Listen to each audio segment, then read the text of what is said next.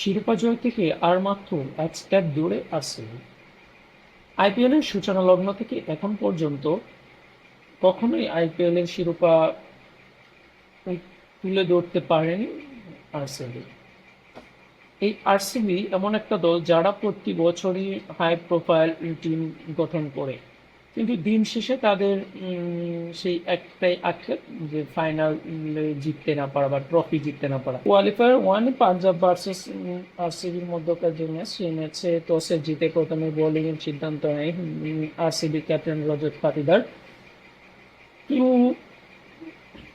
Bowling bowling এর যে সিদ্ধান্তটা, সেটা যে ভুল ছিল না সেটা প্রমাণ করতে বেশি সময় অবশ্য লাগেনি। 1 ওভার 2 বলেই হচ্ছে প্রথম উইকেটে পতন ঘটে পাঞ্জাব কিংসের। এবং পাঞ্জাব কিংসের আজকে যে ব্যাটিং লাইন আপটা ছিল সেটা হচ্ছে একরকম ডিজাস্টার একটা ব্যাটিং লাইন আপ। পুরো ব্যাটিং লাইন আপে আজকে হচ্ছে কলাপস করেছে।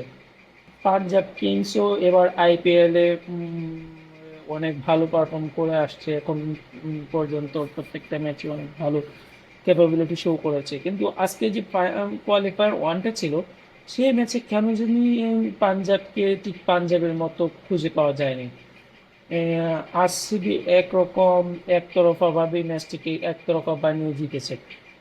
আপনারা যদি স্কোর বোর্ডের দিকে লক্ষ্য করেন, পাঞ্জাব কিংস 14 ওভার 1 বলেই কিন্তু অল আউট হয়ে যায় 101 রানে।